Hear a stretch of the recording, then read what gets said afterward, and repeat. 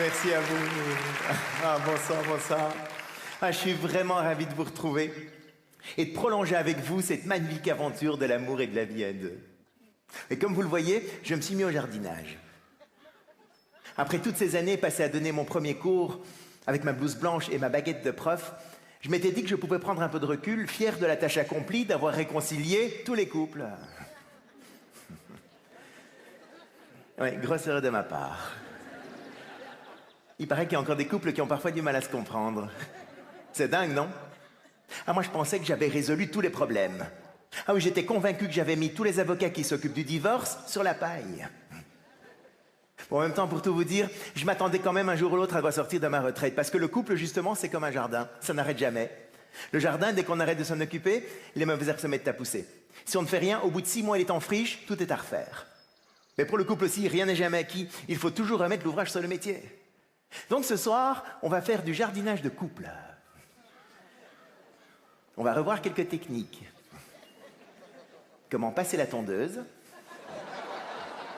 C'est important. Tailler les rosiers, mettre le bon engrais.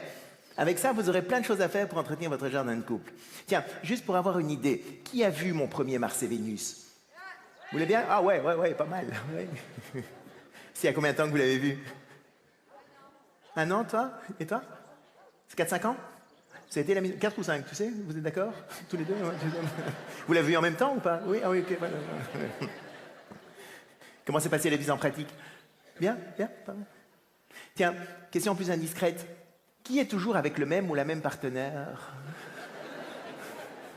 Ouais, ça a marché? Vous deux aussi? Ouais. Non, je vous demande ça parce que il y a quelques années, un spectateur est venu me voir à la sortie d'un spectacle et il m'a dit « Oh, merci. Grâce à toi, j'ai divorcé. » Oui, sa femme et lui s'étaient rendus compte à la sortie du spectacle qu'ils n'avaient absolument plus rien à faire ensemble. Ils s'étaient séparés et 2 ans plus tard, il revenait avec sa nouvelle copine pour partir sur de bonnes bases. Donc vous voyez que c'est important de faire des petites piqûres de rappel de temps en temps.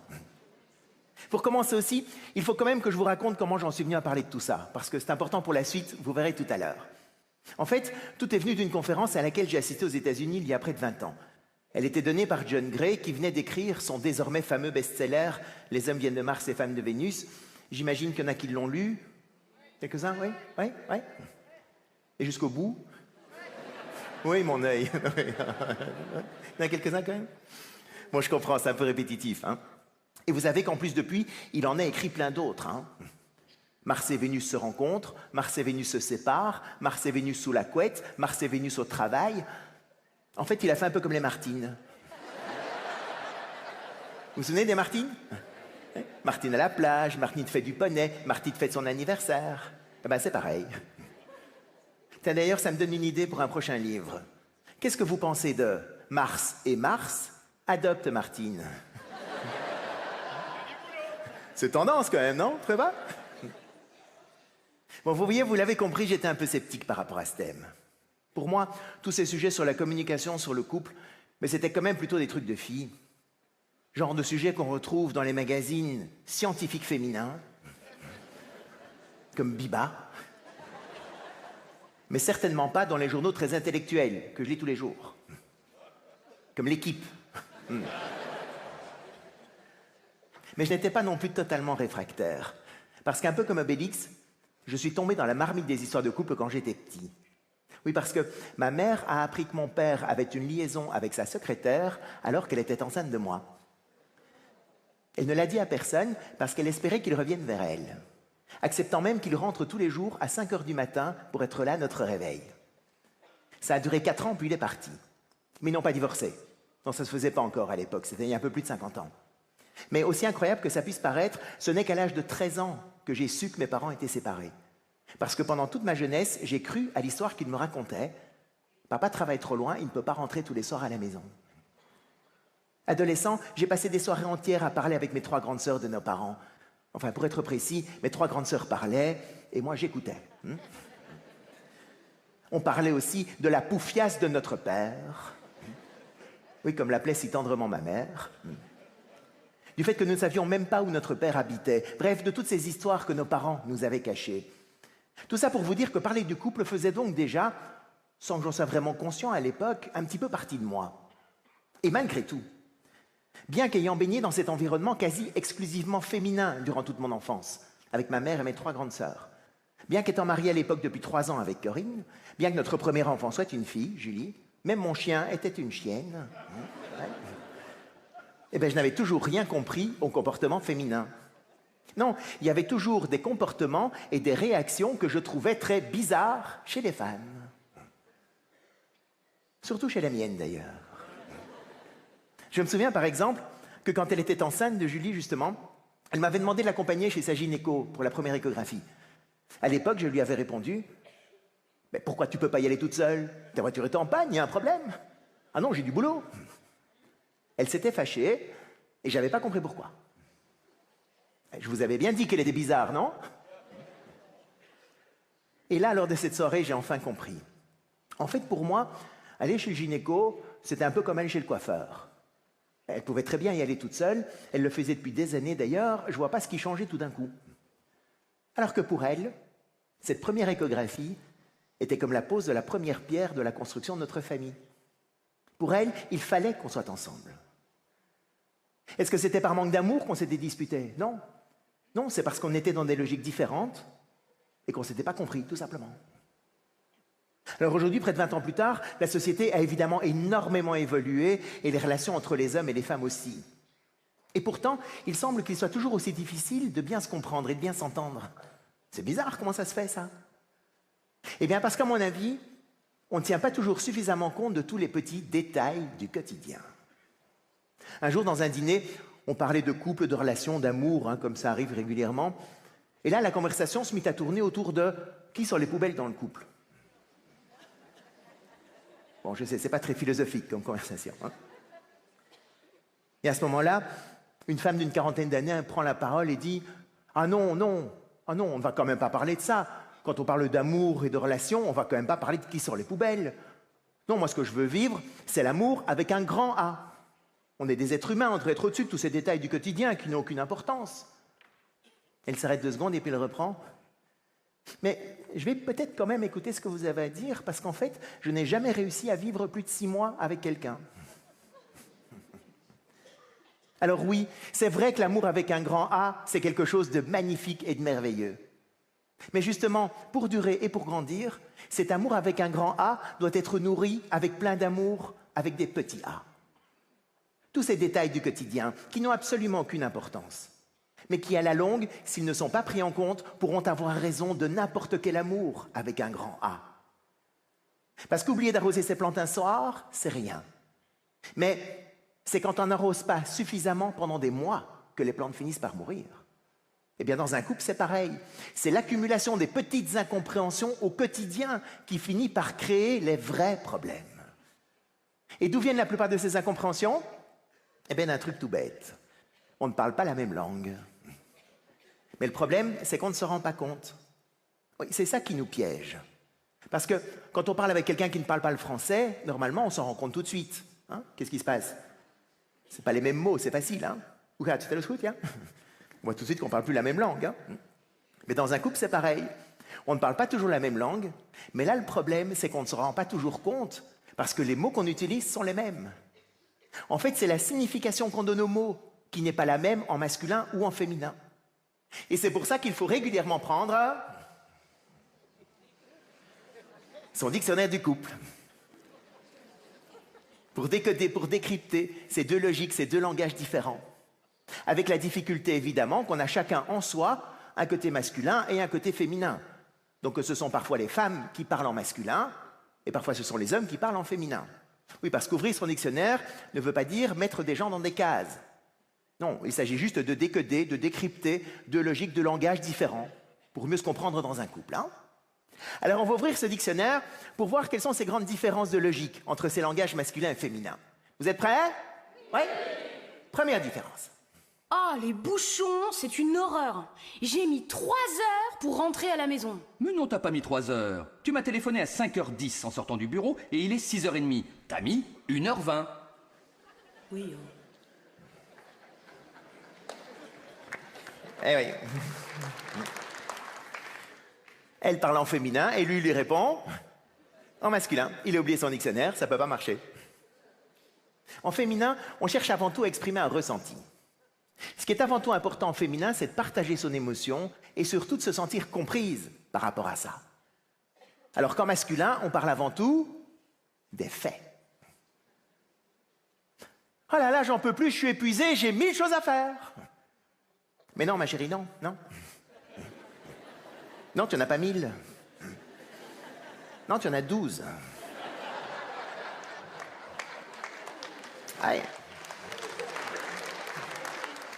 Eh, regarde, tu as ça, ça, ça et ça et ça. Ça fait 12. Pourquoi tu dis 1000 quand c'est 12? Pourquoi tu exagères tout le temps? Eh oui, un homme, c'est précis quand il parle. S'il construit un pont, par exemple, il faut que les pièces s'ajustent au millimètre. C'est un boulot de précision. Il ne va pas dire « Tiens, bah, construis-moi une poutre, ouais, une 40aine de mètres, on verra bien. » Non, ça ne marche pas. Et toute la beauté est justement dans l'exactitude de la préparation. Et nous, les hommes, on adore ça depuis qu'on est tout petit. C'est d'ailleurs pour ça, généralement, que les petits garçons préfèrent demander des Legos ou des mécanos à Noël plutôt qu'une poupée. Bon, la poupée, ils demanderont aussi, mais plus tard.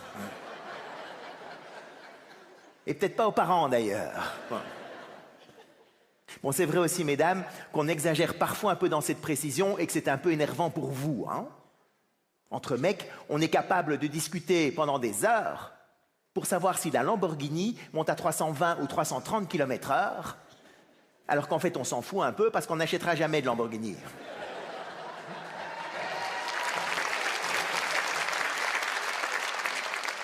Et de toute façon, on ne peut pas dépasser le 130. Mais c'est quand même bien d'être précis. Et d'ailleurs, elle monte à 350, hein, j'ai été voir. Et donc, quand elle dit qu'elle a 1000 choses à faire, pour lui, en masculin, elle exagère. Et ça, il ne peut pas laisser passer, il faut qu'elle rectifie, c'est normal. Alors que quand elle dit qu'elle a 1000 choses à faire, elle parle en féminin, et donc elle a simplement besoin de se sentir comprise par rapport à une certaine charge de travail. Avec le dictionnaire, ça donne quelque chose comme « C'est comme si j'avais 1000 choses à faire, tu te rends compte de ce que je ressens ? Est-ce que tu veux bien juste me prendre dans tes bras et me dire sincèrement « Oh ma pauvre chérie ?» Ouais. Et les gars, j'insiste sur le « sincèrement ». C'est ça le plus dur, on va en reparler. Tiens, vous deux, quels sont vos prénoms tous les deux? Comment? Didier et Frédéric. Et vous êtes ensemble depuis combien de temps? Presque 10 ans. Vous êtes d'accord tous les deux là-dessus?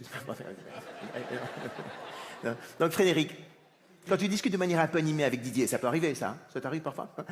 Tu discutes de manière un peu animée avec lui et que tu lui poses une question, il se peut parfois qu'il y ait un petit blanc avant qu'il te réponde. Tu vois un peu, une seconde comme ça, un petit blanc. Vous voyez un peu ce que je veux dire? Ouais, vous voyez un peu, mesdames? Oui, vous voyez l'idée?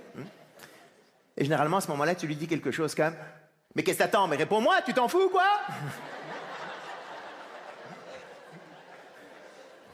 En fait, non, non, Didier, il s'en fout pas du tout. Non, non. Il est juste séquentiel. Il ne fait qu'une chose à la fois.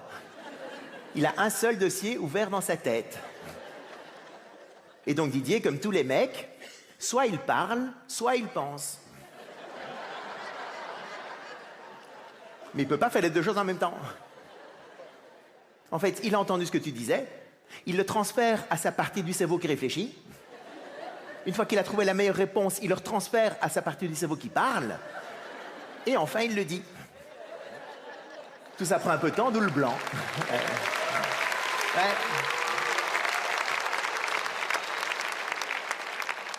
Vous allez voir, les gars, c'est pas fini. Vous allez voir, il y en a pour tout le monde. Même si je suis sûr que tu réfléchis très vite, Didier, hein, donc ça va très vite, évidemment. Il y a une petite seconde. Mais c'est vrai que c'est assez étrange pour toi, Frédéric, parce que toi, tu as plutôt un côté multitâche. Tous les dossiers sont ouverts en permanence. Et donc toi, comme toutes les femmes, pour penser, tu dois parler. Ah ouais, ouais. Ça, les hommes aiment bien.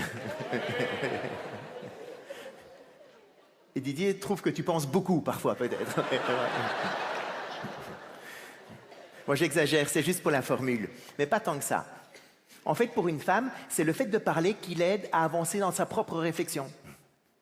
Vous savez, messieurs, que parfois, quand elle commence à parler, elle ne sait pas elle-même où elle va en venir. Ouais. Ouais. Vous allez voir, mesdames, c'est pas fini. Vous allez voir. Oui, vous avez déjà tous entendu une femme dire « Ah tiens, ce que je viens de dire n'a pas beaucoup de sens. Hein ?» Généralement, les hommes se disent « Mais pourquoi tu le dis alors ?» Oui, parce qu'eux, ils pensent avant de parler. Bon, c'est pas pour ça que tout ce qu'ils disent est très intelligent non plus. Ah, vous allez bien aimer, mesdames. Et à la limite, c'est même pire, parce que eux, ils y ont pensé avant de le dire. Mais comme une femme pense en parlant, elle a besoin de s'exprimer pour savoir si ce qu'elle pense a du sens ou non. Et parfois, mesdames, truc incroyable, un homme peut ne penser à rien. Ouais. À quoi tu penses?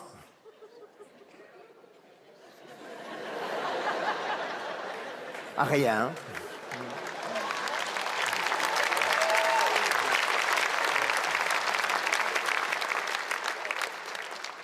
Pour elle, c'est inimaginable de ne penser à rien. Donc elle se dit, il est en train de penser à quelque chose dont il ne veut pas me parler. Donc c'est que c'est un problème. Donc il faut qu'on en parle.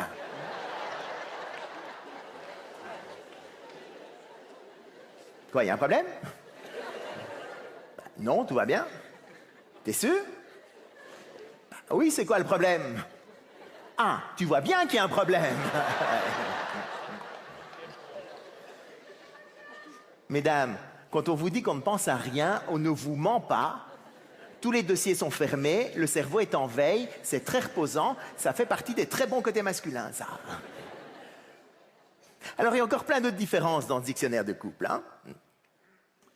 En même temps, je ne sais pas pourquoi je l'arrose, tout le monde a vu qu'il était faux. Hein, mais bon. Autre différence. Ma chérie, où est-ce que t'as mis le beurre? Dans le frigo, sur l'étagère du haut. Ah non, n'y est pas. Ah non? Et ça, c'est quoi? Ah oui, mais il était sur l'étagère du milieu. C'est pas la même chose.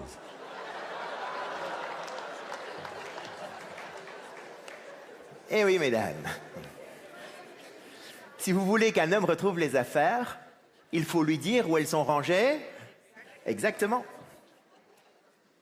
Si on compare nos champs de vision à un appareil photographique, le champ de vision masculin est un peu comme un téléobjectif, très très étroit. Vous avez déjà tous remarqué un homme qui regardait une femme qui passe dans la rue.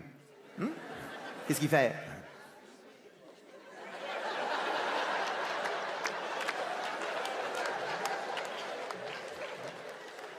Sa partenaire à côté va lui donner un grand coup de coude et va lui dire « Tu pourrais quand même être un petit peu discret quand tu regardes. » Il ne peut pas être discret. Parce que pour continuer à regarder, il est obligé de bouger la tête. Sinon, il ne voit plus rien. Alors qu'une femme, elle a une vision grand angle. Donc elle englobe tout d'un seul regard. Donc messieurs, le regard tout autant, simplement, c'est beaucoup plus discret de sa part. En féminin aussi, mais l'idée, c'est qu'on est toutes les mêmes. En fait, il n'y a pas de différence entre nous. On est toutes des femmes, on fait toutes partie du même groupe. Et c'est comme ça, quand les femmes parlent entre elles, c'est avant tout pour partager leurs expériences, pour se trouver des points communs, pour se rapprocher. Ah, ton fils a la gastro?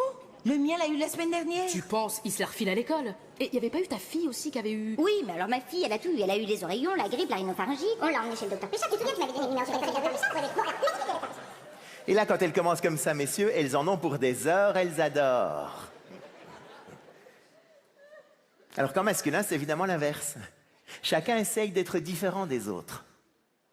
Et c'est comme ça que quand les hommes parlent entre eux, eux, ils sont plutôt en compétition les uns par rapport aux autres. Et ça, dans les moindres détails. Quoi, ton fils a eu la gastro? Ah, le mien aussi. Combien de temps elle a mis pour guérir? 5 jours, le mien 3 jours. Oui. Les femmes aussi sont naturellement très attentives aux autres et à leurs besoins. Et c'est comme ça, par exemple, qu'elles connaissent parfaitement les goûts et les couleurs de leurs amis. Entre elles, elles vont papoter comme ça aussi. Tiens, je crois qu'à l'anniversaire de mon père, je vais mettre ma petite robe bleu nuit en lin, tu vois? Sa copine va lui répondre « Ah oui, je vois très bien. Celle que tu portais il y a 15 jours au dîner chez Hervé Béatrice, avec de la dentelle et un décolleté rond dans le dos. » Alors que nous, les mecs, on voit pas du tout. Ah, pas du tout, pas du tout, pas du tout, pas du tout, pas du tout. Et d'ailleurs, on s'en fout un peu de sa robe. Ouais. Ah oui, oui. Et nous, ce qu'on préfère, c'est quand elle l'enlève de toute façon. Hein? Ouais. Bon, mais c'est pas pour ça qu'on ne se souvient de rien non plus. Hein? Non, non. Nous, on se souvient des trucs importants pour nous. Comme le score de France-Allemagne en 82 à Séville. 3-3 perdu pour la France. Les pénaltys. Bon, je sais, c'est pas des terribles souvenirs pour vous les Français, mais je m'en fous, je suis belge. Alors, il y a aussi un domaine du quotidien qui prend énormément d'énergie, c'est le stress. On en est tous victimes, à un moment donné ou à un autre de la journée. Avec les embouteillages, les enfants, le travail, on dit d'ailleurs du stress que c'est la maladie du siècle. Mais évidemment, hommes et femmes, on ne le gère, mais pas du tout de la même manière. Imaginons pour commencer la journée d'un homme. Il se réveille, part faire sa toilette, en se rasant, il se coupe. La journée commence bien. Heureusement, c'est pas très grave, ça cicatrise vite. Sur une échelle de stress de 1 à 100, disons que ça lui fait un petit stress de 10. Il descend prendre son petit déjeuner, et là, sa fille de 15 ans lui demande si elle peut organiser une petite fête à la maison avec des amis. Tu vois l'idée? Bon, il n'a aucune envie de voir sa maison dévastée, mais il sait que ça ferait plaisir à sa fille. Niveau de stress, 40. Il se dit qu'il va la jouer finement en lui répondant « Écoute, pour moi, il n'y a pas de problème, ma chérie, mais tu sais bien qu'il faut demander à maman, c'est elle qui décide. »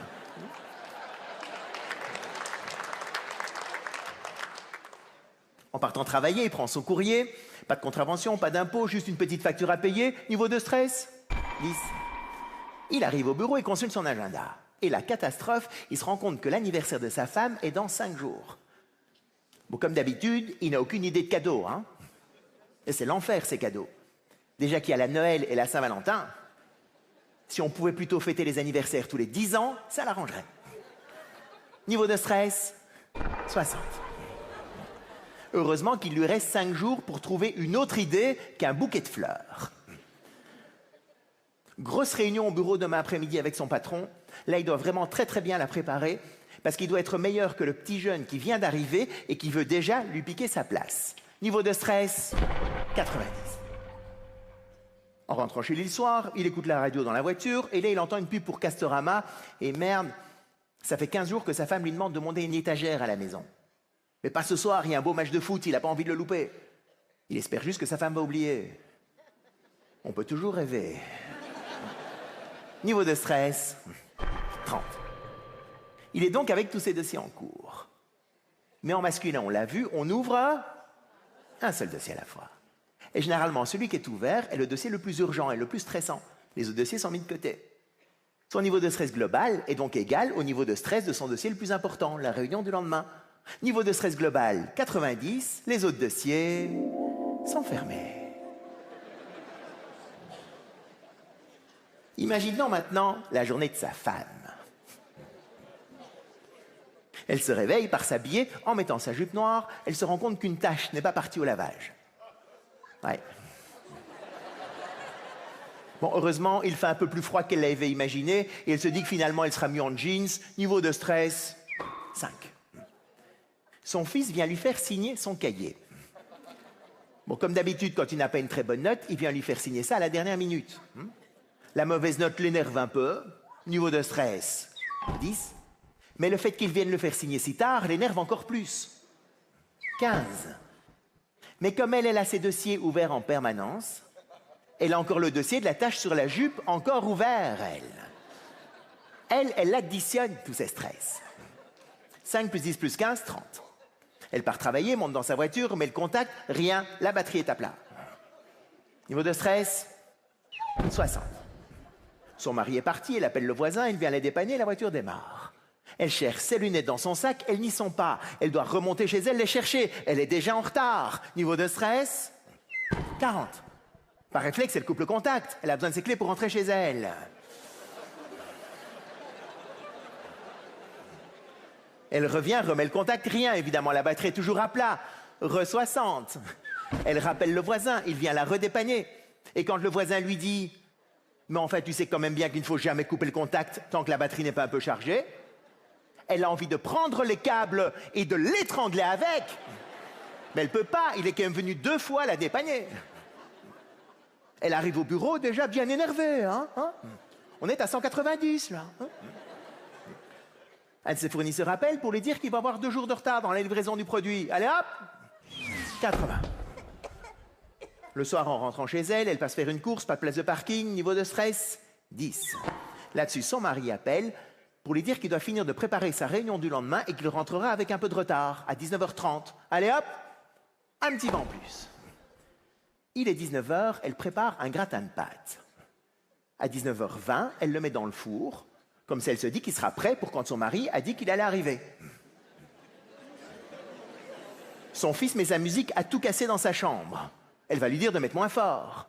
Elle n'est pas dans un état de le dire très gentiment. Le ton monte un peu. Là-dessus, elle lui reparle de ses notes du matin. Ça ne calme personne. Niveau de stress, 30. Et en pleine discussion, elle sent comme une odeur de brûlé. Et oui, le gratin de pâtes, il est 19h40, 20 minutes dans le four, c'est trop long. Et quand son mari arrive 5 minutes plus tard et dit « Tiens, ça sent pas un peu le brûlé ?» Il se prend les 330 de stress de sa femme et le plat de pâtes brûlées en pleine figure.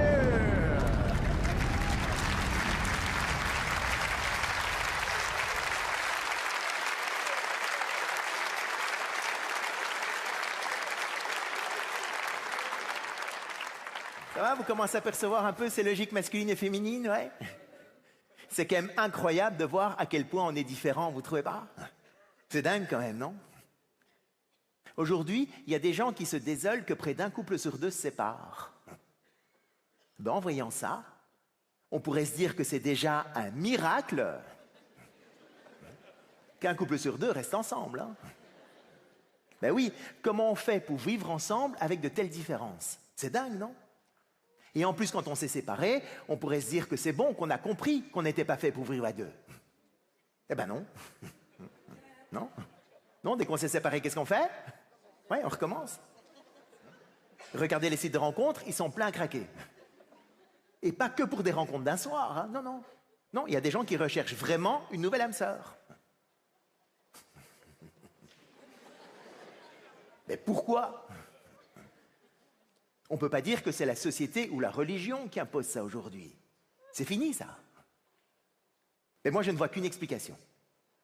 C'est que, même s'il n'est pas toujours facile de vivre à 2, il est peut-être encore plus difficile de vivre seul.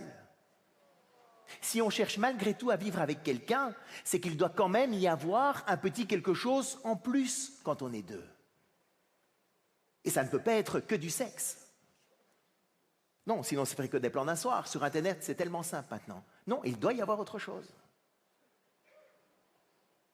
Et si c'était justement nos différences qui, malgré les apparences, nous attiraient l'un à l'autre, comme 2 aimants? Vous avez déjà essayé de faire coller 2 aimants qui ont la même polarité? Vous avez déjà essayé? On a beau les rapprocher de toutes nos forces, ils glissent d'un côté et de l'autre, c'est impossible de les faire coller. Alors que si on rapprochait 2 polarités opposées, alors là, tac, ils se collent automatiquement. Eh bien, dans un couple, c'est pareil. Ce sont les polarités masculines et féminines qui nous attirent l'un à l'autre. En fait, quand elles sont bien comprises, toutes nos différences ne sont pas un obstacle. Non, elles sont une chance. Elles sont même la raison d'être de notre attraction mutuelle. Mesdames, par exemple, bon, on le sait, vous êtes parfois un peu agacés par le côté séquentiel masculin. Hein, ça vous énerve un peu quand il fait qu'une chose à la fois. Hein? Mais ne pars pas à la cuisine les mains vides. Ramène déjà les plats sales, ça fera un trajet en moins. Hein? Non, mesdames, non. Il va à la cuisine pour chercher du sel. Il n'y va pas pour ramener les plats sales. Bon, je sais, on est un peu limité. Je sais. Et pourtant, mesdames, il y a malgré tout un moment où vous adorez son côté séquentiel. Plus que tout. C'est quand son seul dossier ouvert, c'est vous. Quand il n'a que vous en tête et rien d'autre. Alors là, son côté séquentiel n'est plus du tout un problème. Non, c'est même sa plus belle qualité. C'est ça qui vous attire à lui. Et pour nous les mecs, c'est pareil. C'est vrai qu'on vous trouve parfois, mesdames, un peu saoulantes quand vous partagez votre ressenti à longueur de journée. Waouh!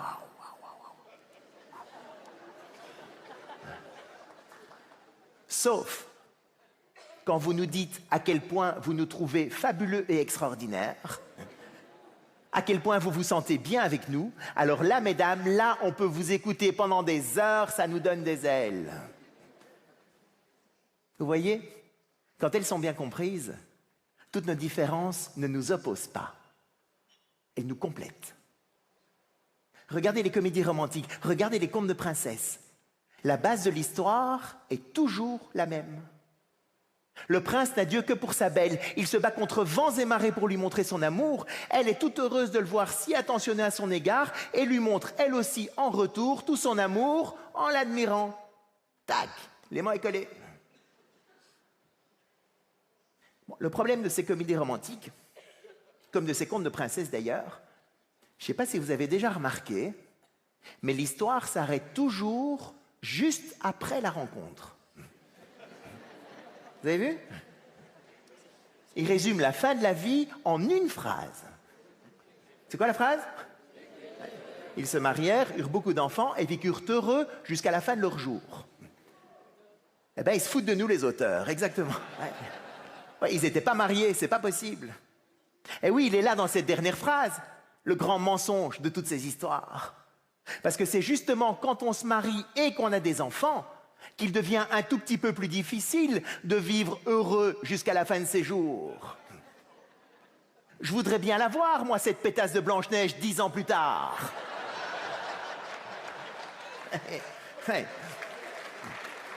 Ça m'étonnerait quand même un tout petit peu qu'elle soit toujours aussi heureuse et épanouie de nettoyer la maison des 7 nains qui n'en foutent pas une, qui rentrent avec leurs bottes pleines de boue et qui laissent traîner leurs pioches partout. Et je voudrais bien voir, moi, si son prince est toujours aussi charmant, quand il rentre complètement frustré de ne pas encore avoir été capable de le tuer, cet imbécile de dragon. Eh oui, on le sait tous, le quotidien est parfois usant, frustrant, stressant et fatigant. Et on n'est pas toujours au top de sa forme. Mais c'est justement dans ces moments-là qu'on a le plus besoin de son chéri ou de sa chérie. Si on choisit de vivre ensemble, il faut être prêt à se soutenir aussi dans ces moments-là, un peu stressants du quotidien. C'est indispensable si on veut justement continuer à vivre heureux ensemble jusqu'à la fin de ses jours. C'est aussi comme ça qu'on entretient le jardin et qu'on nourrit l'amour avec un grand A. Mais pour se soutenir efficacement, il faut encore et toujours reprendre son dictionnaire du couple. Parce que dès qu'on oublie qu'on ne parle pas la même langue, on risque de faire l'erreur toute bête de soutenir l'autre de la manière dont on aimerait bien être soutenu soi-même. Or, évidemment, on ne se sent pas du tout soutenu de la même manière en masculin ou en féminin. Sinon, ce ne serait pas drôle, ce serait trop simple. On va donc voir comment vous, messieurs, vous pouvez soutenir vos princesses dans ces moments un peu stressants de ce quotidien à elles. On verra après comment vous, mesdames, vous pouvez soutenir vos princes. Il y a du travail de jardinage pour tout le monde, hein. Marie et Jean-Pierre se retrouvent chez eux après leur journée de travail. Marie, fatiguée, commence à parler d'un premier problème. Oh là là, je suis épuisée. C'est la folie en ce moment au bureau. Et ils m'en demandent toujours plus.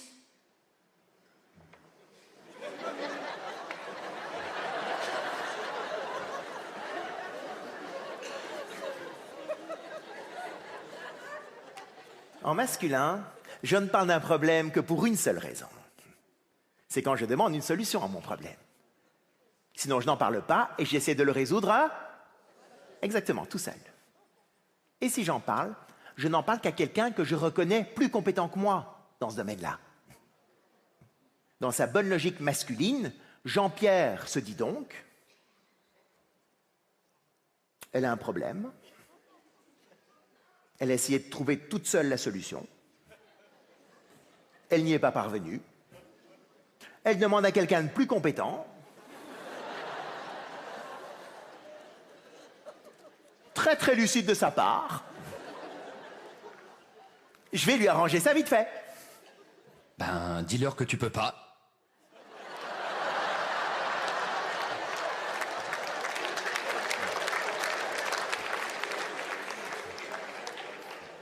Il est fort, Jean-Pierre, quand même, hein? On se demande comment elle n'y a pas pensé toute seule, quand même, hein? Bon, avec ça, Jean-Pierre se dit qu'elle va être ravie, qu'elle va même le remercier, et qu'ils vont alors pouvoir passer une magnifique soirée tous les deux. Sauf qu'évidemment, il rêve un peu parce que ça ne se passe pas du tout comme ça. Mais je peux pas leur dire ça, tu te rends pas compte de l'ambiance qu'il y a en ce moment au travail. Oh non, flûte, oh là là, en plus j'ai complètement oublié d'appeler ma tante.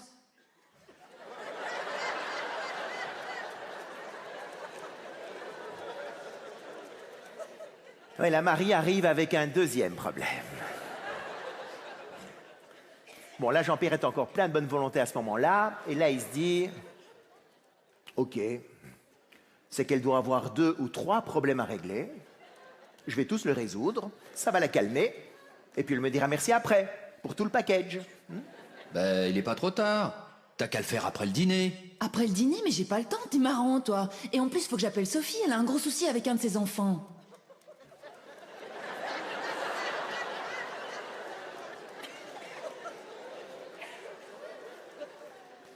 Là, le problème, c'est que Marie ne se calme pas du tout. Et ça commence vraiment à énerver Jean-Pierre.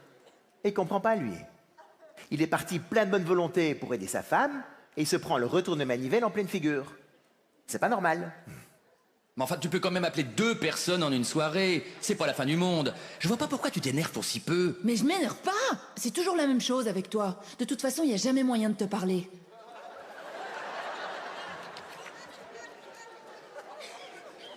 Eh oui. Elle parle en féminin et lui répond en masculin. Il a oublié son dictionnaire, ça peut pas marcher. Messieurs, l'erreur à éviter pour vous dans un couple est celle-là. Il ne faut jamais lui apporter de solution dans ces moments-là. Jamais, jamais, jamais. Jamais, jamais. Même quand elle vous demande « Qu'est-ce que tu en penses ?» Pas de solution, rien. Non, ce qu'il faut faire, c'est lui répondre en féminin en l'écoutant dans ses émotions. Parce qu'en fait, on pourrait la comparer à une vague. Parce qu'une vague, il y a des hauts et des bas. Dans la phase montante, elle est attentive aux autres, elle donne sans compter, elle est de bonne humeur, tout va bien, la vie est belle, mais chemin faisant, elle prend sur elle et elle accumule des frustrations et du stress. Et à un moment donné, il faut simplement qu'il évacue ses émotions. Et comment elle le fait? Eh bien, en vous parlant. Et en vous lançant le plat de pâtes brûlées à la figure. Votre boulot de prince charmant, messieurs, dans ces moments-là, c'est tout simplement de surfer. De l'accompagner dans la descente, en évitant le plat de pâtes et en prenant le temps de l'écouter. Ça peut vous apparaître incroyable, messieurs, mais parfois, il suffit que vous lui disiez « Oh, ma pauvre chérie, je comprends que c'est dur pour toi », pour que tout de suite, ça aille beaucoup mieux pour elle. Alors qu'on n'a absolument rien fait du tout, hein? Rien du tout. Bon, le truc, c'est qu'il faut dire ça sincèrement de nouveau. Bon, Bon, ça demande un peu d'entraînement, mais on peut tous y arriver. Tu vas voir. Je te promets, tu vas y arriver. Et pour devenir un bon surfeur, il y a aussi un vrai changement de perspective à opérer. Je vous explique. C'était un vrai déclic pour moi de comprendre ça. Avant, quand Corinne se plaignait de choses importantes, enfin, se plaindre, c'est comme ça qu'on traduit descendre sa vague, dans le dictionnaire masculin. C'est pas du tout pour vous dénigrer, mesdames, c'est juste pour que les hommes comprennent de quoi on parle. Donc avant, quand Corinne se plaignait de choses importantes, genre un trou dans la toiture, je pouvais encore avoir une certaine qualité d'écoute parce que je me disais, ok, c'est important, c'est normal, il faut qu'on en parle. Mais plus Corinne se plaignait de ce que je considérais comme des détails, genre « Oh là là, j'en peux plus, le chien a encore mangé dans la gamelle du chat. »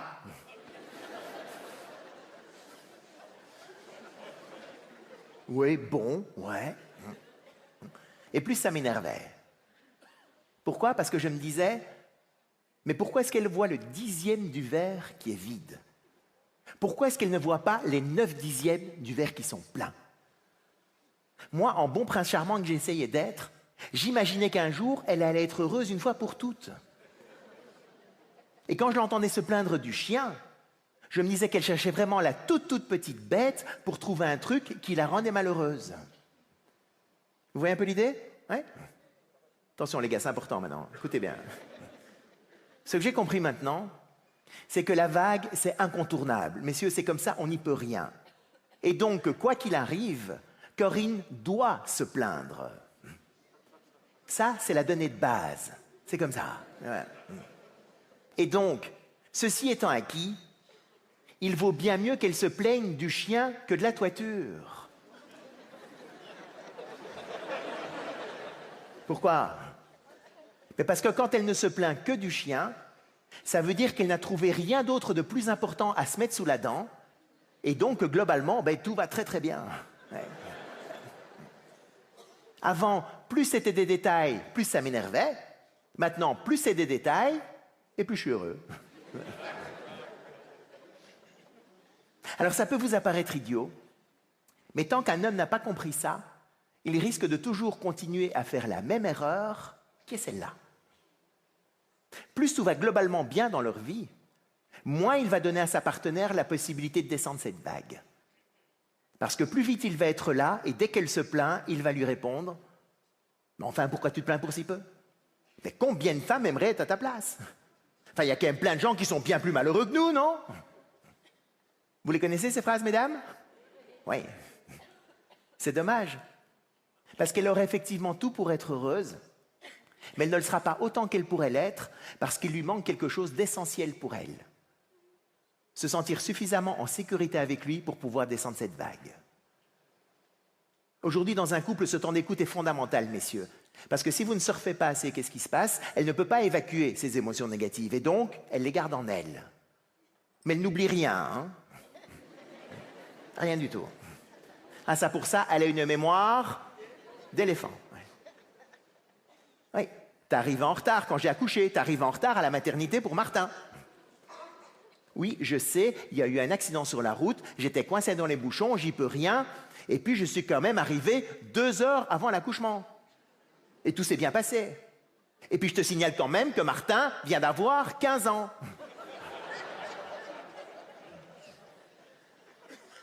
En féminin, on s'en fout que Martin ait 6 mois, 15 ans ou 50 ans. Tant qu'elle ne se sent pas comprise, c'est comme s'il y avait du sable qui s'accumulait dans le fond de la vague. C'est tout ce ressentiment qu'elle garde en elle et qui grandit, et qui limite alors la possibilité de descendre cette vague et qui l'empêche de se connecter réellement à son côté féminin. Elle n'a donc pas d'autre choix que de basculer de plus en plus souvent dans son côté masculin.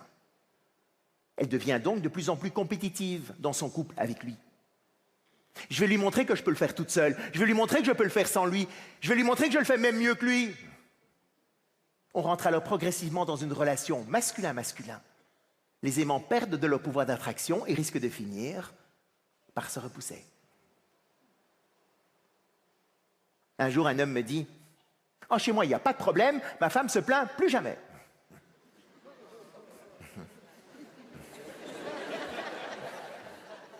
Non, désolé les gars, c'est pas comme ça que ça se passe, justement. Non, c'est justement quand elle arrête de se plaindre que les vrais problèmes commencent. Oui, parce que ça veut dire que le sable a complètement rempli la vague. C'est le Sahara. Et c'est généralement dans ces moments-là qu'elle décide de partir. Dans 75% des cas aujourd'hui, ce sont les femmes qui demandent la séparation. Même après 25 ou 30 ans de vie commune. Parce qu'à un moment donné, elles n'en peuvent vraiment plus de ne pas se sentir comprises. Donc, messieurs, la bonne nouvelle, c'est que tant qu'elle se plaint encore... Exactement, t'as tout compris, c'est que tout va bien. C'est qu'elle a toujours l'espoir qu'un jour, vous allez la comprendre. Ouais. Vous ne l'aviez pas vu comme ça, les gars, hein?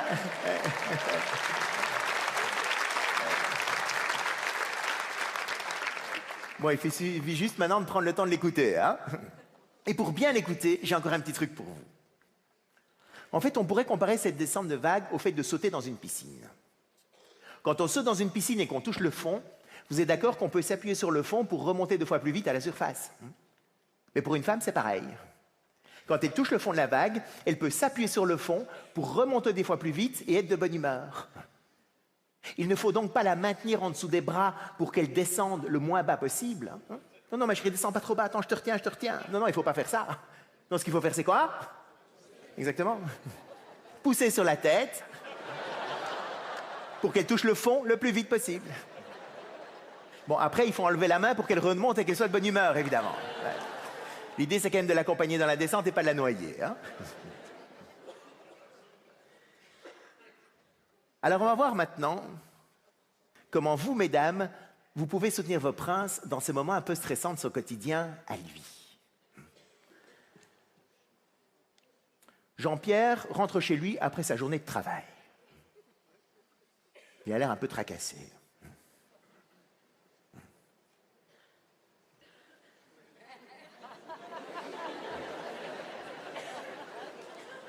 Isabelle remarque immédiatement qu'il a des problèmes avec une tête comme ça. Elle, quand elle a un problème, qu'est-ce qu'elle veut faire? En parler. Mais on vient de le voir, elle a besoin de se sentir en sécurité pour le faire. Elle va donc commencer à poser plein de questions à Jean-Pierre pour lui montrer qu'il est en parfaite sécurité avec elle et qu'il est tout à fait là pour l'écouter. Comment s'est passée ta journée? Ça va. Hein. Ouais, mais ton rendez-vous là chez ton client, c'était bien? T'es content? Elle commence à être un peu inquiète, là. Mais c'est pas normal qu'il ne parle pas. Alors qu'il fait tout pour le mettre en confiance, en plus, hein. Mais pourquoi tu veux pas me parler? J'ai fait quelque chose qui t'a pas plu? Elle le prend aussi maintenant personnellement. Pourquoi? Parce qu'en féminin, quelle est la seule raison pour laquelle deux copines ne se parlent pas? C'est quand elles sont fâchées. Mais non, pourquoi tu me poses cette question? Ben parce que je comprends pas pourquoi t'es si désagréable avec moi. Mais je ne suis pas désagréable. Tu peux pas juste me laisser tranquille 5 minutes. Ah oui, y a jamais moyen de te parler. T'es vraiment pénible.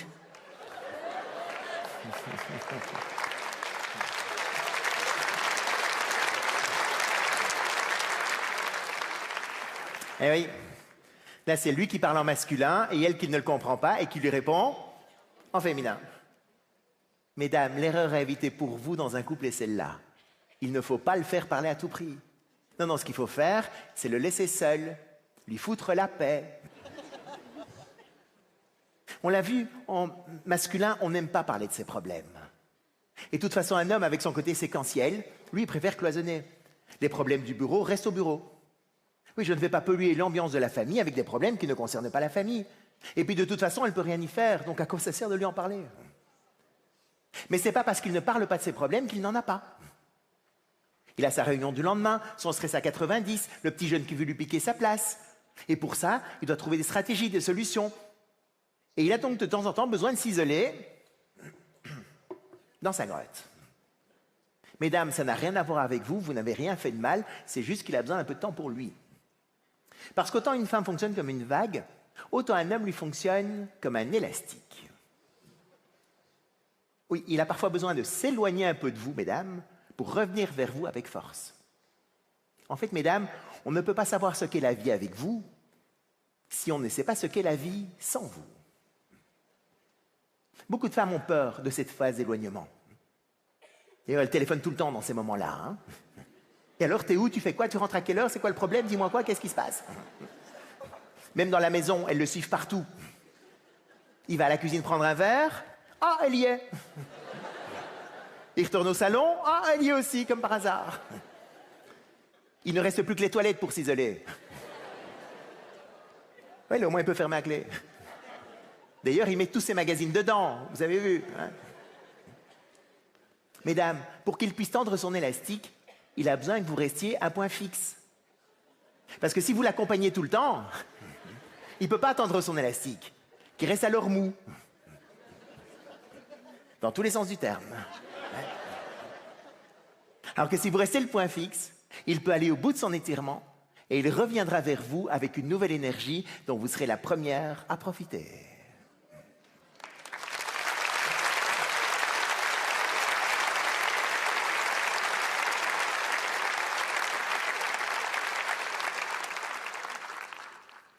Alors, on va continuer à faire un peu de jardinage de couple en abordant maintenant une question qui fait énormément débat dans le dictionnaire masculin-féminin. C'est ce que les femmes appellent l'égoïsme des hommes. Là, je vois toutes les femmes qui disent « Ah, enfin, on en parle !» Et tous les hommes « Oh, le sale traître !» Bon, vous allez voir, c'est un petit peu plus subtil que ça. En féminin, on l'a vu, on est attentif aux autres et à leurs besoins. Il est donc tout à fait légitime et même très bien vu en féminin de proposer son aide de manière spontanée dès qu'on pense que quelqu'un pourra en avoir besoin. Alors qu'en masculin, c'est évidemment l'inverse. Chacun essaye d'abord de se débrouiller tout seul. En masculin, il est très impoli de proposer son aide à quelqu'un qui ne demande rien. En fait, attendre qu'on nous demande est une forme de respect. Et c'est pas de la paresse, mesdames. Non, non, c'est du respect. Ne pas vider de la vaisselle, c'est du respect. Pas passer l'aspirateur, du respect aussi. Et vous avez vu qu'on est parfois super respectueux quand même, hein? Si on reste chacun dans sa propre langue, dans sa propre logique, dans un couple, eh bien ça va donner la situation suivante. Les femmes se disent « il voit bien que j'aurais besoin de ça et ça. Pourquoi il ne le fait pas de lui-même? Pourquoi il ne le propose pas? Pourquoi il fait que les trucs qui l'intéressent lui, ce sale égoïste ?» Et les hommes de répondre « si tu as besoin de quelque chose, tu n'as qu'à me le demander. » Et les femmes de dire « Non. Non, si je dois te le demander, c'est trop tard. Il faudrait que tu le vois sans que j'ai à le demander. » Vous êtes d'accord, mesdames? Oui. C'est ça la beauté de la relation. C'est comme ça qu'on montre qu'on est attentionné envers l'autre. Alors, messieurs, maintenant que vous savez ça, n'attendez pas qu'elle demande pour faire les choses. Proposez votre aide de manière spontanée, messieurs. Parlez-lui en féminin, elle vous en sera très reconnaissante. Mais mesdames, si jamais il ne le fait pas, et ça peut arriver, plutôt que de râler et de lui en vouloir, vous avez vous aussi la possibilité de lui parler dans sa langue, en masculin. Comment ça? En lui demandant. Mesdames, vous avez un pouvoir extraordinaire sur votre prince charmant. Il est prêt à tout pour vous rendre heureuse, il est programmé pour ça.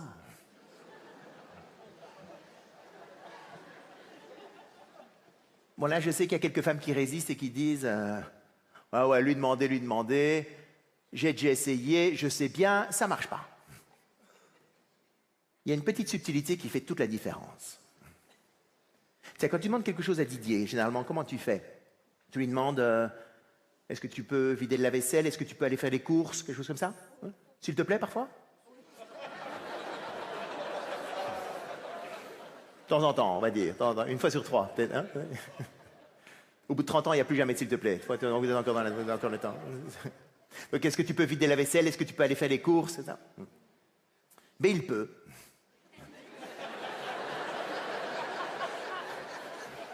Mais il ne le fera pas. Donc, quand tu lui demandes est-ce que tu peux, tu l'interroges sur sa compétence à le faire. Mais pas sur sa volonté de le faire. Mais ce n'est pas parce qu'il peut le faire qu'il va le faire. Mesdames, quand vous demandez quelque chose à un homme, utilisez le verbe vouloir. Non pas fait, non pas non. T'as qu'à le faire, non. Non, est-ce que tu veux bien vider la vaisselle? Est-ce que tu veux bien aller faire les courses? C'est un petit détail qui change tout.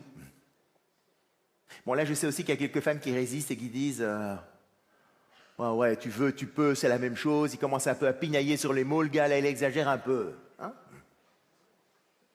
Mesdames, si votre fiancé vous faisait sa demande en mariage, en vous demandant « Est-ce que tu peux m'épouser ?»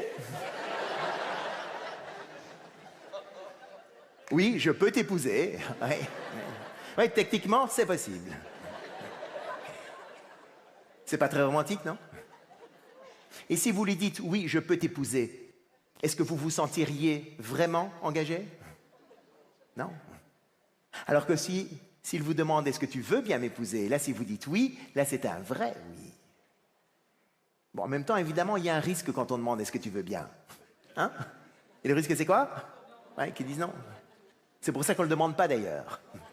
On demande « Est-ce que tu peux ?» Comme ça, il dit « Oui », mais il ne le fait quand même pas derrière. Donc, bon, ça ne change pas grand-chose. Effectivement, le risque, c'est qu'ils disent « Non, non, pas maintenant ». Et ça, c'est très très difficile à entendre, mais en même temps, mesdames, c'est fondamental que vous acceptiez qu'il puisse vous dire non de temps en temps. Parce que s'il ne peut jamais vous dire non, vos demandes ne sont plus des demandes. Ça devient des ordres. Il perd alors sa liberté de vous rendre heureuse. Un point très très important pour lui. Bon, en même temps, maintenant, messieurs, n'en profitez pas non plus pour dire non à tout bout de champ. Hein. Je vous connais un peu, hein. J'en suis. Oui, je sais bien qu'Alice pleure parce qu'elle a faim et qu'il n'y a plus de lait en poudre, mais là, non, elle pleurera toute la nuit, c'est pas grave, j'irai plutôt au magasin demain. Non, généralement, messieurs, quand elle vous demande, c'est qu'elle se sent déjà un petit peu débordée, c'est important de lui dire oui le plus souvent possible, évidemment.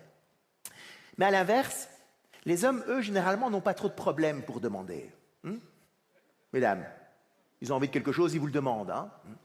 On est assez cash par rapport à ça. Et c'est là où les hommes, eux, doivent plutôt être attentifs à la réponse que leur partenaire va donner. Un homme peut demander à sa partenaire « Ah tiens, puisque tu sors, est-ce que tu veux bien poster ce courrier ?» Parfois, elle peut lui dire « Ah oui, pas de problème, avec plaisir. » Et puis à d'autres moments « Quoi, mais tu te rends pas compte, je suis déjà débordé, tu m'en demandes encore plus, mais comment est-ce que tu oses ?»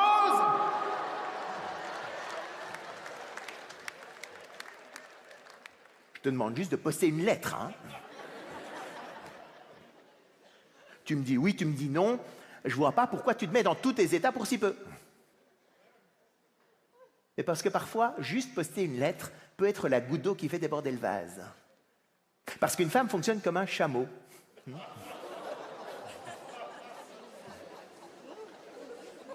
Bonjour les amis. Bon, je sais, c'est pas très élégant, mais c'est assez parlant, vous allez voir. En fait, un chameau est très confortable avec une certaine charge sur le dos. Bon, c'est un dromadaire, mais c'est la même chose. Hein. Disons 100 kilos. Avec ça, il est d'une résistance inouïe, il traverse le désert sans boire, c'est incroyable. Mais on lui met 1 kilo de plus, et il s'écroule par terre et il ne fait plus 1 mètre. C'est pas qu'il avance moins vite, non, il n'avance plus du tout. Avec 100 kilos, il est à 100% de ses capacités, avec 101 kilos, il est à 0%. Mais une femme, c'est pareil. Elle est très confortable avec un certain nombre de dossiers ouverts, mais on lui ouvre un dossier en plus et elle est complètement débordée. Et parfois, la lettre, c'est juste le kilo en trop. Mais en même temps, c'est pas très grave parce qu'on lui enlève le kilo. À bientôt.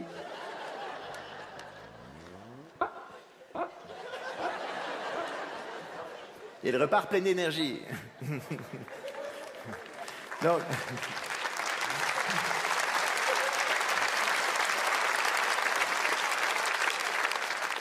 Donc, messieurs, jamais 1 kilo en trop, parce que ça, c'est insupportable pour elle.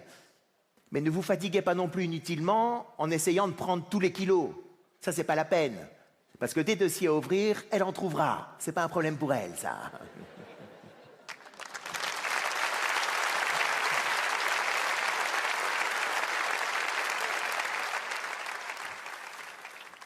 Alors, mais tout ce qu'on a vu jusqu'à présent, il faut bien le reconnaître, c'est quand même un petit peu Disneyland. Hein.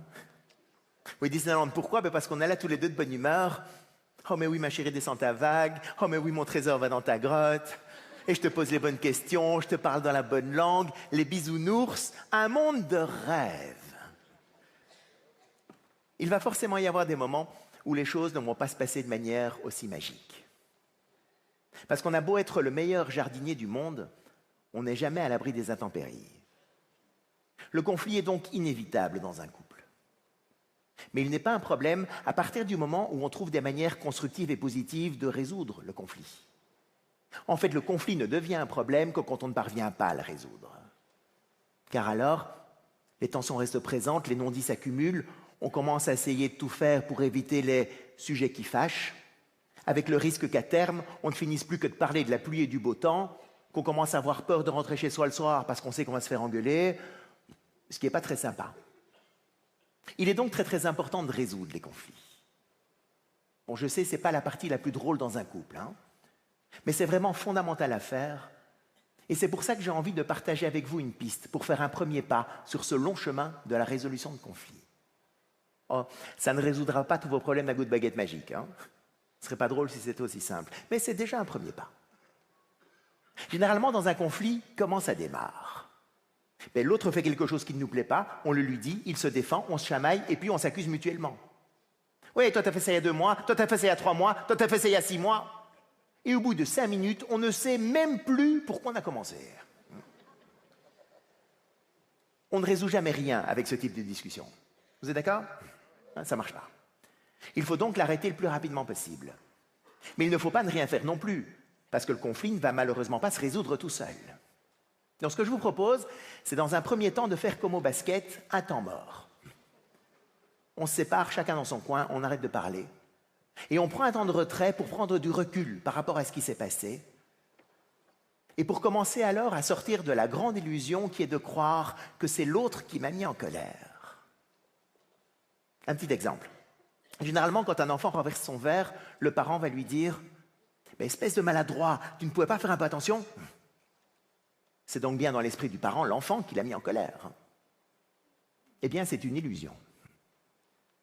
Parce qu'à d'autres moments, le parent a déjà certainement dit « Oh mon pauvre chéri, c'est pas grave, j'espère que tu t'es pas fait mal. » Ce qui prouve bien que ce n'est pas le geste de l'enfant qui met le parent en colère. Non, ce qui met ou non le parent en colère, c'est l'interprétation que le parent va donner à ce geste-là, à ce moment-là. Parce qu'en fait, vous et moi, on est tous un peu comme une orange. Oui, parce que vous êtes d'accord que quand on presse une orange, le jus sort de l'orange. Ce n'est pas celui qui presse qui met le jus dans l'orange. Le jus est déjà dans l'orange, et celui qui presse ne fait que presser. Eh bien, c'est pareil pour nous. On a chacun en nous le jus de nos blessures d'enfance, de nos peurs, de nos limites. Et quand notre enfant renverse son verre, il presse. S'il y a du jus, il va sortir, on va se mettre en colère. S'il n'y en a pas, il peut presser autant qu'il veut, rien ne sortira. Pour sortir de cette grande illusion, et donc de prendre la responsabilité de ce qu'on ressent, c'est pas l'autre qui m'a mis en colère, c'est moi qui me suis mis en colère.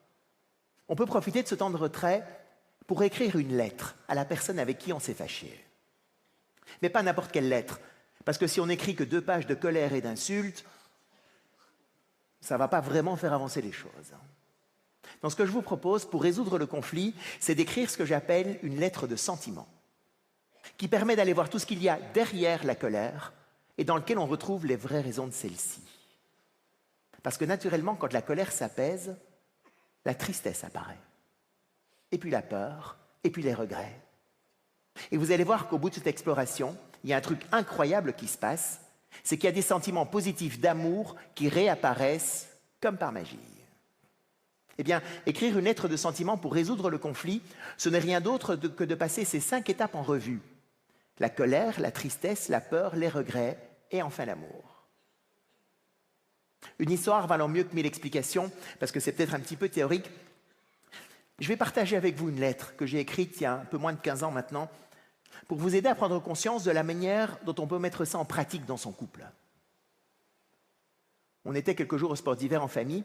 Julie avait 5 ans à l'époque, Antoinette 3 ans et Louis 1 an. Le 2e jour, on se rend compte, Corinne et moi, que Julie a fait énormément de progrès depuis l'année précédente. Et on décide que j'irai skier seul avec Julie sur les grandes pistes, pendant que Corinne resterait avec les 2 plus jeunes sur les petites pistes d'enfants. On part, Julie et moi, on prend le télésiège, on commence à papoter sur le télésiège, on commence à skier tous les 2. C'est la première fois qu'on se retrouve à skier tous les 2 comme ça. On passe une superbe après-midi, elle skie magnifiquement bien. C'est un moment vraiment génial. 5 heures arrivent, les remontées mécaniques ferment, on se dirige vers la voiture pour aller retrouver Corinne et les 2 plus jeunes. Et là, Julie voit une terrasse de café, elle me dit « Papa, j'ai envie d'un chocolat chaud ». Je lui réponds « Écoute ma chérie, on n'a pas le temps maintenant, maman nous attend ». Et là, elle s'est mise à insister. « J'ai envie d'un chocolat chaud tout de suite, j'ai soif maintenant ». Vous voyez un peu l'idée ? Et là, j'ai vraiment ressenti de la colère monter en moi et j'ai un peu crié. Il faut vous dire que ce n'est pas quelque chose de très habituel chez moi. J'aime pas trop, je me sens pas bien avec ça. J'essaie de le faire le moins souvent possible. Je pense pas que c'est génial dans l'éducation des enfants. Mais en même temps, je suis loin d'être parfait. J'ai mes limites. Et là, hop, je crie. Julie monte alors évidemment immédiatement dans la voiture, ne dit plus un mot. Et à ce moment-là, la grande illusion, je connais pas. Hein. C'est évidemment moi qui ai raison et c'est elle qui a tort. Hein. Mais je suis pas très bien avec ça. En même temps, c'est pas non plus un incident majeur, donc l'ambiance n'est pas terrible, mais n'est pas non plus du tout dramatique. Corinne et les 2 plus jeunes arrivent dans la voiture, l'ambiance change immédiatement, et j'oublie. Le soir arrive, Corinne me demande d'aller chercher une couette pour un des enfants qui est en train de s'endormir. Je n'y vais pas dans la seconde où elle me le demande. Elle me le redemande sur un ton que je trouve un tout petit peu insistant. Et là, hop, de nouveau, colère. Heureusement, elle me laisse dans ma grotte. Et on s'endort un peu comme ça. Vous voyez un peu l'idée aussi? Il n'y a pas que chez moi, rassurez-moi. Vous voyez pas? Le lendemain matin, je me réveille, encore un peu dans ma grotte.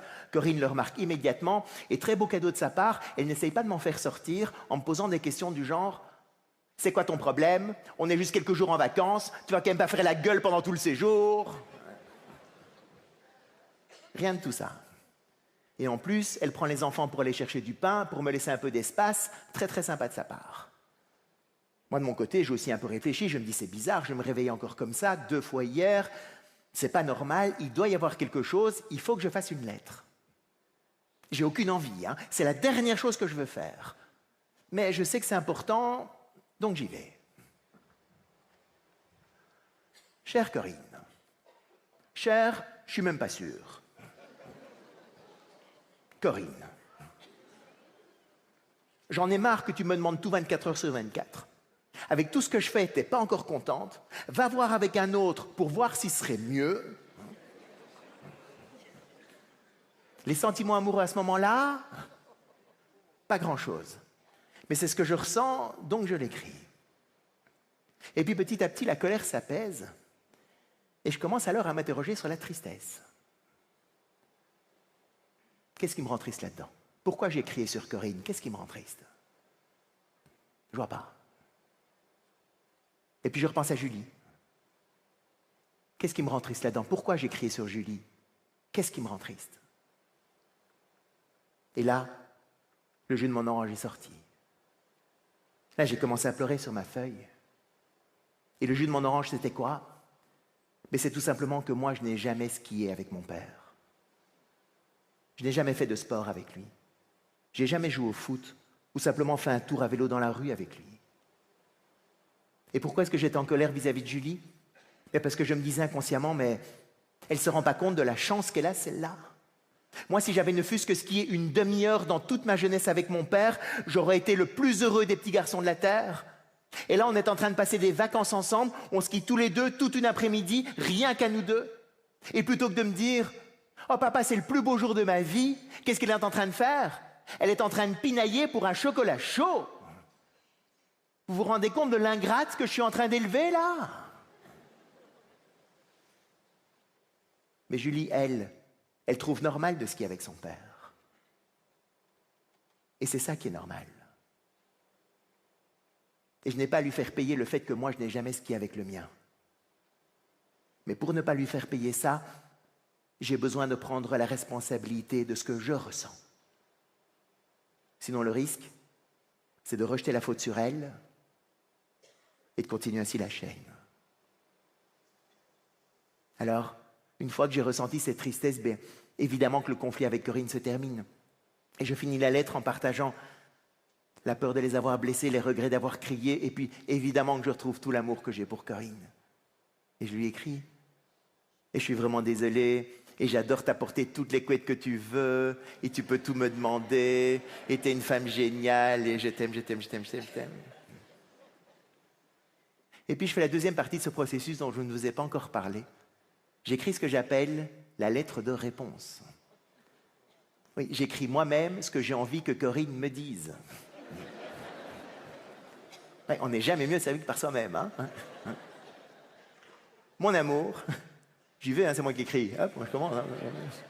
Mon amour. Oh, mon amour, c'est très triste. Tu n'as jamais skié avec ton père, je comprends bien, il n'y a aucun problème. Tu es un père génial, un mari fabuleux, et je t'aime, je t'aime, je t'aime, je t'aime, je t'aime. J'ai déposé les 2 lettres sur la table, je suis parti me raser. Et quand elle est revenue, elle a lu les 2 lettres, et puis elle est simplement venue me rejoindre dans la salle de bain, et elle m'a lu ma lettre de réponse. Oh mon amour, c'est très triste, t'as jamais skié avec ton père, je comprends bien, il n'y a aucun problème. T'es un père génial, un mari fabuleux, et je t'aime, je t'aime, je t'aime, je t'aime. Et puis c'était fini. Et c'est comme ça qu'en résolvant les conflits, on renforce encore la qualité de la relation. Parce que c'est là où on commence à se connaître de mieux en mieux, et où on devient alors de vrais partenaires de vie. Et puis il y a plein d'autres avantages à faire cette lettre. Parce qu'après, ça m'a permis d'aller voir Julie et de lui expliquer pourquoi j'avais crié sur elle. Et Julie, à 5 ans, magnifique capacité d'empathie de tous les enfants de cet âge-là, qui me dit « Oh, c'est triste, t'as jamais skié avec papy, c'est vraiment très triste. » Elle a bien compris que cette histoire était la mienne. Elle n'y appartenait pas. Et c'est important de le faire parce que si je ne le fais pas, c'est là où il y a un vrai risque de distance qui peut se créer entre Julie et moi. Parce que petit à petit, Julie va se dire « Ouh là là, celui-là, waouh, je lui demande un chocolat chaud et il me gueule dessus. Waouh, il vaut mieux garder ses distances avec un mec pareil parce qu'on ne sait jamais comment il va réagir. Hein. Waouh, waouh, waouh, waouh. » Et puis c'est important aussi de faire ça pour moi. Parce qu'une fois que ce jus-là est sorti, mais je n'ai plus à vivre avec ce jus-là en moi. Et ça rend le présent beaucoup, beaucoup plus léger. Et puis, faire une telle lettre peut changer la vie. Alors je vous le dis avec un peu d'émotion parce que l'histoire du chocolat chaud n'est pas tout à fait finie. En fait, on s'est retrouvés seuls à l'appartement ce matin-là, Corinne et moi, et avant d'aller skier, on a fait l'amour. Quelques semaines plus tard, Corinne était super fatiguée pour finir la fin de thèse de grossesse. Elle est enceinte. À l'échographie, on s'est rendu compte que c'est probablement ce matin-là qu'on avait conçu Valentine. Alors Valentine est là aujourd'hui tous les jours pour me dire à quel point faire cette lettre est important parce qu'on n'aurait jamais fait l'amour ce matin-là, Corinne et moi, si j'étais resté dans ma grotte en train d'en vouloir à la terre entière. Et puis ce qui est chouette, c'est que 6 ans plus tard, Valentine a 5 ans, le même âge que Julie à l'époque. On se retrouve quelques jours au sport d'hiver. Je me retrouve à skier avec Valentine, comme ça pour la première fois. On descend tous les deux le soir en téléphérique et juste avant d'arriver à la station, Valentine voit une terrasse de café et elle me dit « Papa, j'ai envie d'un chocolat chaud. » Et là, je lui dis « Oui, ma chérie, évidemment qu'on va aller le boire, ce chocolat chaud. »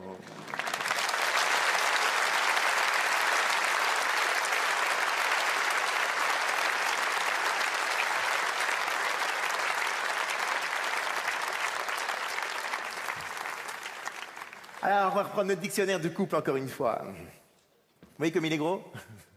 Pas mal de choses à dire, hein? A comme amour, ça c'est fait.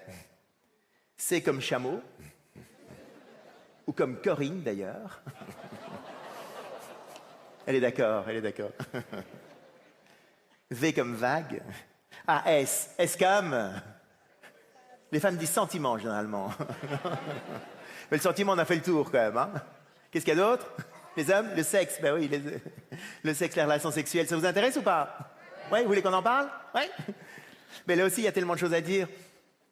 On pourrait même peut-être écrire un dictionnaire à part entière, tellement on est différents dans ce domaine-là aussi. Hein? Par exemple, un homme, avec son côté séquentiel, lui, il est tout à fait capable de dissocier tout ce qui se passe dans la journée avec sa femme de ce qui se passe le soir, dans la chambre à coucher. Ah oui, pour lui, c'est 2 dossiers qui n'ont rien à voir. Alors qu'elle, avec ses dossiers ouverts en permanence, elle ne peut pas ne plus penser à ce qui s'est passé dans la journée quand elle est au lit avec lui. Et c'est impossible pour elle. C'est pour ça, messieurs, qu'avant d'être un bon amant, il faut être un bon surfeur. Oui, parce qu'en fait, elle veut régler les problèmes avant de faire l'amour. Alors que lui, il veut faire l'amour pour régler les problèmes. Ce qui n'est évidemment pas tout à fait la même approche. Hein. En fait, elle a besoin d'être détendue pour avoir envie de faire l'amour, alors que lui, il veut faire l'amour pour se détendre. Ouais. Ou encore, lui, il veut faire l'amour pour ressentir ses sentiments amoureux, alors qu'elle a besoin de ressentir ses sentiments amoureux pour avoir envie de faire l'amour avec lui. Là aussi, on voit à quel point on est différents. Et là aussi, on pourrait se dire... Mais qu'est-ce qu'on fait ensemble avec de telles différences? Alors qu'au fond de nous-mêmes, on sait bien que c'est le sexe qui nous attire le plus quand même. Hein? Ah oui, c'est la relation sexuelle qui crée l'attraction la plus forte. C'est au lit qu'on est les plus proches. Quand les aimants deviennent amants. Tac, ils sont soudés. Ah, c'est bien dit ça, non? Un peu philosophique quand même, hein? Vous voyez qu'on y vient. Ouais. Ah oui. Au niveau sexuel aussi, toutes nos différences ne nous opposent pas. Elles nous complètent. Qu'est-ce qui rend une femme vraiment heureuse au lit? Et c'est quand elle ressent que son partenaire est là rien que pour elle et qu'elle peut totalement s'abandonner à lui. Et lui, qu'est-ce qui le rend vraiment heureux? Mais c'est quand il voit comme elle est heureuse et épanouie. Et quand elle lui dit en plus: oh, mon chéri, c'était fabuleux, extraordinaire, mais comment tu fais? Mais vous êtes mis à 4 ou quoi? C'est pas possible! Wow. Ah là, son sentiment de compétence est à son comble. Ah, sa mesdames, il adore, il va même finir par y croire. Et il a besoin de l'entendre très souvent. C'est pour ça qu'il vous le demande si régulièrement après, d'ailleurs. Hein? Et alors, ma chérie, c'était comment? C'était bien? Ça t'a plu? Dis-moi comment c'était. Il a besoin de rassurer dans sa compétence. Parce qu'en fait, mesdames, vous restez un très très grand mystère pour beaucoup d'hommes. Une étude française très récente, très très sérieuse, indique par exemple qu'un peu plus de 30% des hommes ne sait pas si leur partenaire a un orgasme. Messieurs, un homme sur 3 ne sait pas si sa partenaire a un orgasme. Messieurs, regardez votre voisin de gauche, regardez votre voisin de droite, eh bien c'est un des deux. Ah oui, forcément, ça ne peut pas être vous. Ah oui, évidemment. Ah oui, de nouveau, c'est quand on oublie qu'on ne parle pas la même langue qu'on peut parfois ne pas se comprendre. Mais quand on a le dictionnaire, toutes nos différences ne sont absolument pas un problème. Par exemple, un homme fonctionne comme un chalumeau. Et parce qu'un chalumeau, quand on met le gaz, la température monte tout de suite à 200 degrés. Pour un homme qui n'a pas de problème physiologique ou autre, 2-3 minutes de caresse du pénis, il a un orgasme. Hein, ça ne prend pas des heures. Et quand on coupe le gaz, la température redescend aussi vite qu'elle est montée. Un homme perd très vite toute son énergie après un orgasme. Il atteint son objectif, c'est bon, il est rassasié. Qu'est-ce qu'il fait? Exactement, voilà. C'est tous les mêmes, hein, oui. Et c'est d'ailleurs comme ça qu'on peut comprendre qu'un homme n'imagine pas vraiment continuer à faire l'amour longtemps après un orgasme. D'ailleurs, ça devient assez vite relativement compliqué pour lui. T'as compris? Sauf à prendre 4 comprimés de Viagra, mais ça, c'est pas terrible pour le cœur. Alors qu'une femme, elle, fonctionne plutôt comme un four. Parce qu'un four, c'est plus long à chauffer, environ 20 à 30 minutes. Et messieurs, 20 à 30 minutes dans ces moments-là, donc pour certains, c'est très long, ouais. Que dans un four, il y a toujours une période de préchauffage, exactement. Et oui, ces fameux préliminaires. Toujours commencer par caresser les zones non érogènes. Hein. Même si vous vous connaissez depuis des années. Parce que le four soit jeune ou vieux, ça n'a rien à voir. Et quand il est froid, il est froid. Il faut du temps pour le chauffer, même si vous le connaissez parfaitement. C'est pas ça le problème. Mais, et c'est là où ça commence à devenir très intéressant, le four continue à rester chaud après qu'on ait coupé le gaz. Et oui, contrairement aux hommes, une femme a beaucoup de plaisir à continuer à faire l'amour après un orgasme. Ça reste un moment très très agréable pour elle. Et ça, c'est une excellente nouvelle, messieurs, parce que grâce à ça, ça ne nous oblige pas à être synchrone à tout prix. En fait, beaucoup d'hommes pensent que la seule manière de faire, c'est d'avoir un orgasme tous les deux en même temps. Et ça, c'est quelque chose de très compliqué à réaliser. Enfin, sauf pour vous, les gars qui êtes là. Hein. Je parle des autres, hein, ceux qui ne sont pas là, évidemment. Donc, c'est vraiment pas évident à faire, même si on se connaît très très bien. Et il y a toujours un risque quand on essaye ça, mais c'est que l'homme loupe son coup. Oui, le chalumeau arrive un peu vite à 200 degrés, alors que le four n'est toujours qu'à 180. Et ça, c'est un peu frustrant pour elle, parce qu'elle ressent bien qu'il n'est plus du tout dans le même état d'énergie. Hein. Il a beau faire tout ce qu'il peut, ça devient compliqué de faire monter les 20 derniers degrés du four avec un chalumeau qui est froid. Les pétards sont un peu mouillés pour son bouquet final.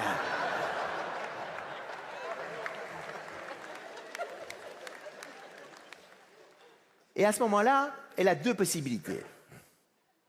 La première, c'est de lui dire la vérité.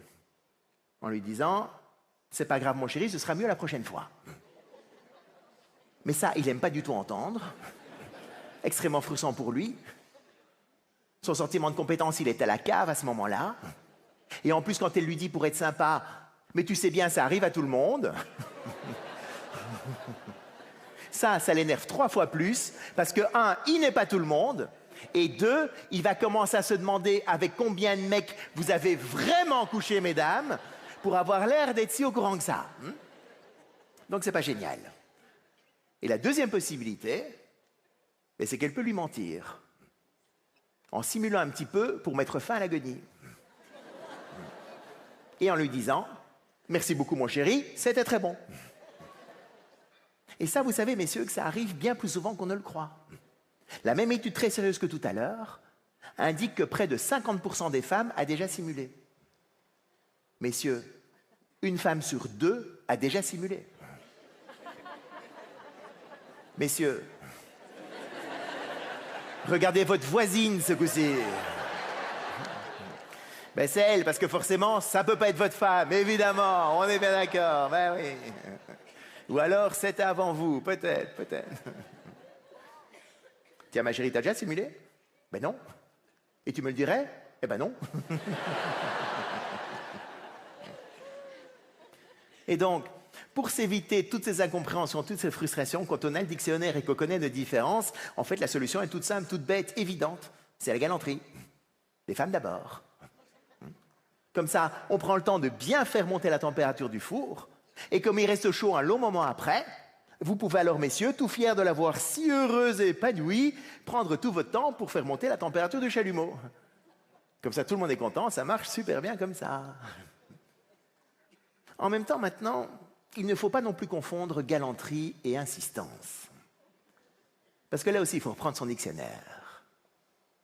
Oui, généralement, quand un homme a envie de faire l'amour, lui, c'est pour aller jusqu'au bout. Il n'a pas envie de s'arrêter avec un chalumeau à 100 degrés. Ah, messieurs, peu frustrant, hein? S'il pense que sa partenaire fonctionne comme lui, il se dit que quand elle commence, c'est donc elle aussi systématiquement pour faire monter la température du four à 200 degrés. Eh ben non, c'est loupé. Une femme peut très bien avoir beaucoup de plaisir à faire l'amour, à se rapprocher physiquement de son partenaire, sans ressentir dans son corps l'envie de faire monter le four à 200 degrés. En fait, elle fonctionne comme une lune. Parce que parfois, c'est la pleine lune, elle a très envie, très envie. Parfois, c'est la demi-lune, parfois, c'est un croissant, et parfois, messieurs, il n'y a pas de lune du tout. C'est l'éclipse totale, rien. Et là, messieurs, vous pouvez essayer tout ce que vous voulez. Vous accrochez les pieds au plafond, mettre un masque de Zorro, un habit de Superman, la petite culotte rouge, tout ce que vous voulez. Rien ne se passera. Messieurs, ça n'a rien à voir avec vous. C'est son cycle à elle. Et c'est important de le respecter et de ne pas insister pour qu'elle aille au bout chaque fois. Parce que sinon, le risque, c'est petit à petit qu'elle se mette à vous dire qu'elle a la migraine. Vous avez compris maintenant? Pour ne plus avoir à se justifier chaque fois qu'il n'y a pas de lune. Ce qui est un petit peu dommage. Mais c'est vrai que ce comportement lunaire est assez étrange pour un homme, parce que lui, évidemment, il ne fonctionne, mais pas du tout comme ça. Non, lui, c'est plutôt comme un soleil. Coucher, lever.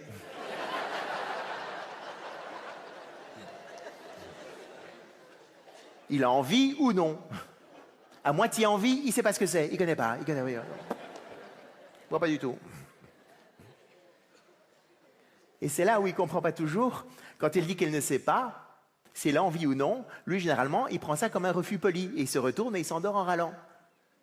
Alors qu'en fait, messieurs, quand elle vous dit qu'elle ne sait pas, elle ne sait vraiment pas. Et elle ne comprend pas pourquoi il se met à râler tout d'un coup.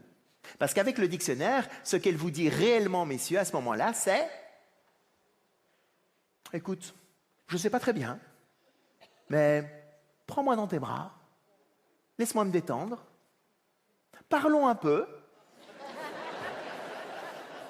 Eh oui les gars, désolé. Et puis, on verra où ça nous mène. Alors parfois, s'il n'y a pas de lune et qu'elle est d'accord, ça peut se terminer par un petit quickie. Vous vous souvenez du quickie? Vous connaissez? 2-3 minutes vite fait, le décrassage du carbu. Hein? Ça mange pas de pain, ça détend. Ça permet de s'endormir détendu plutôt que de râler. C'est quand même beaucoup plus sympa. Et puis parfois la lune peut se dévoiler. Et là, on ne sait absolument pas où ça peut nous emmener. Ça peut se terminer par un magnifique feu d'artifice. En tout cas, ce que j'espère de tout cœur, c'est que ce dictionnaire du couple vous emmènera au moins jusqu'au 7e ciel. pour que votre jardin de couple devienne votre jardin d'Éden. Et vive l'amour!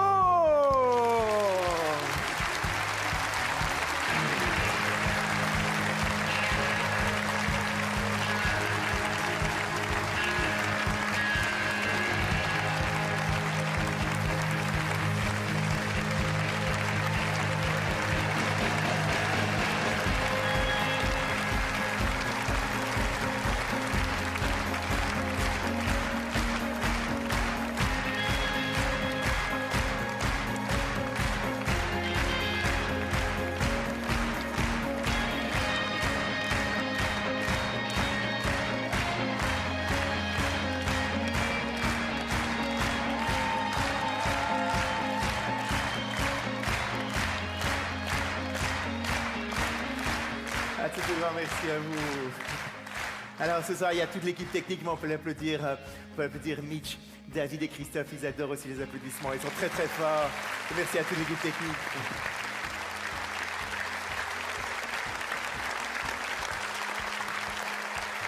Et puis aussi un grand bravo à Étienne de Balazy qui a mis ce spectacle en scène. C'est vraiment un vrai bonheur d'avoir fait ça avec toi, Étienne. Merci beaucoup.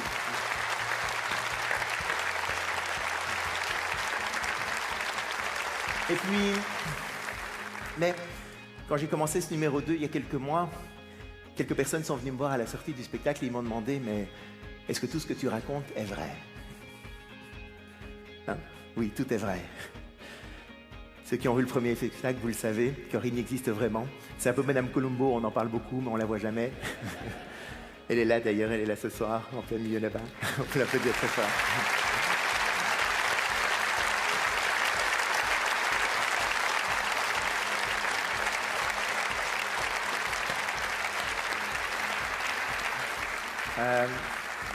L'histoire du chocolat chaud aussi, c'est vrai, les 4 enfants, Julie, Valentine, Antoinette et Louis.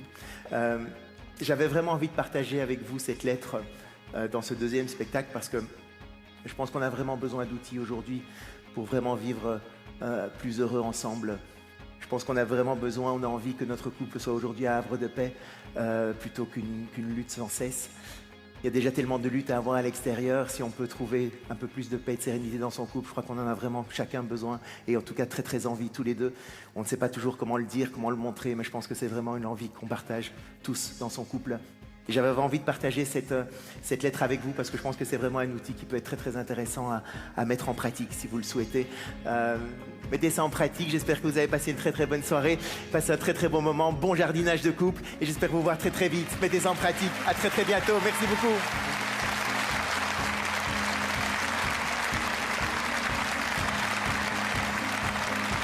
À bientôt.